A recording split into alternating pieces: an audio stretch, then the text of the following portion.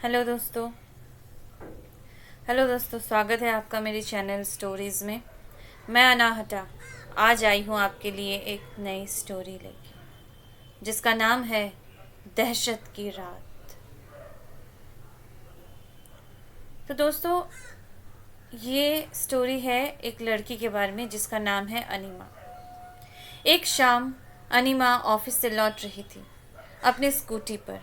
वैसे तो वो एक मार्केट के पास के रोड से जा रही थी जहाँ बहुत लोग थे। अचानक उसे एक काला जानवर दिखा जो कि उसके स्कूटी के सामने से निकल गया और जिसकी वजह से उसे ब्रेक लगाना पड़ा। पर ऐसा सिर्फ उसके साथ ही हुआ और किसी औरत या आदमी जो लोग पास में स्कूटी चला रहे थे या कोई और गाड़ी चला रहे थे, उन्होंने ब्रेक लगाया ही नहीं। अनिमा को थोड़ा अजीब लगा, पर वह अपने घर की तरफ आगे बढ़ गई इसे इग्नोर करके। घर पहुंच गई। उसकी मम्मी अभी तक ऑफिस से लौटी नहीं थी।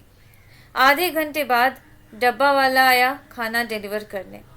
अनिमा ने दरवाज़ा खोला और टिफ़िन बॉक्स ले लिया। लेकिन जब वो दरवाज़ा खोल के टिफ़िन बॉक्स ले रही थी, तब उसे लगा कि जैसे वही काला जानवर उसके घर के गेट के सामने से दौड़ के गया। वो बहुत घबरा गई। फिर वो डब्बा वाला चला गया और अनिमा ने दरवाज़ा बंद कर दिया। तब रात को 8 बज रहे थे। अब अनिमा अपनी माँ के लिए वेट कर रही थी। तभी उसकी माँ का कॉल आता है और उसकी माँ कहती है कि उन्हें आने में देर हो जाएगी। उन्होंने अनिमा से कहा कि वो दरवाज़ा लॉक कर ले और खाना खा के सो जाए।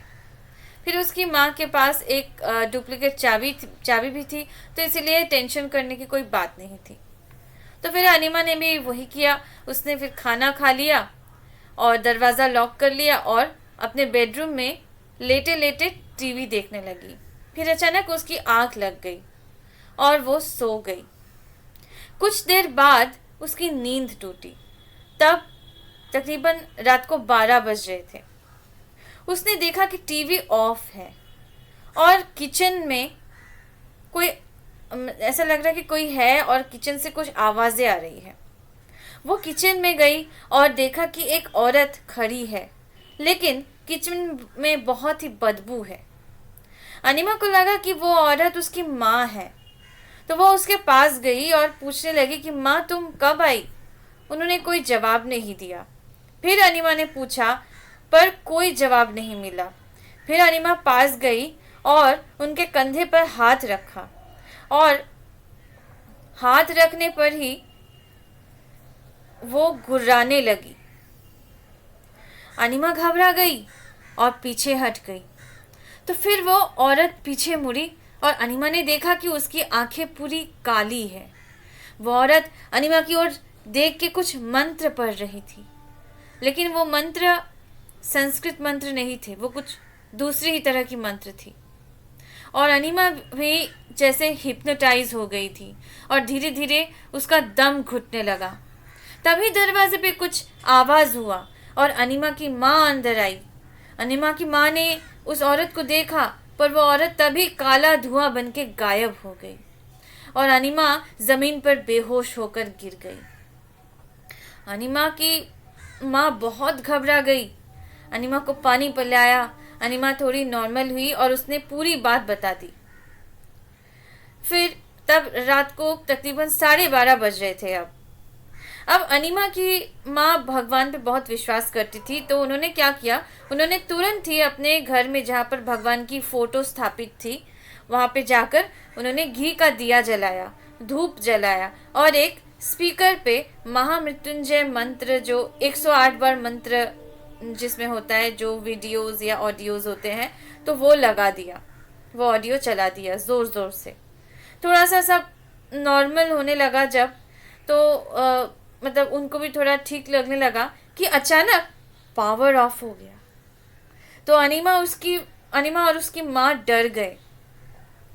और अब रात को बज रहे थे 2:30, मतलब रात के 2:30 बज रहे थे। फिर से घर में गुर्राने की आवाज़ आने लगी और बदबू आने लगी। अनिमा की माँ को लगा कि बेड के नीचे कोई दौड़ के आया और छुप गया। अनीमा को भी वैसा ही लगा। उसकी माँ समझ गई कि फिर से वो शैतान घर में आ गया है। पर अनीमा की माँ भगवान पे बहुत विश्वास करती थी, तो वो बिना डरे गंगा जल निकालती है और अनीमा और खुद के ऊपर कुश को गंगा जल में डुबोकर कोई मंत्र पढ़ते हुए छिड़कने लगती है, अपने ऊपर, अनीमा के ऊपर, और धीरे धीरे पूरे रूम में गंगा जल छिड़कना शुरू कर देती है, मतलब वो अभिमंत्रित गंगा जल, और धीरे धीरे दूसरे कमरों में भी छिड़कना शुरू कर देती है और देखती है कि धीरे धीरे वो बदबू आना कम हो जाता है और वो गुर्राने की आवाज़ भी कम हो जाती है, वो भी मतलब नहीं होने लगती, धीरे धीरे कम होके फिर बंद हो जाता है। ऐसा करते करते 4:30 बज जाते हैं।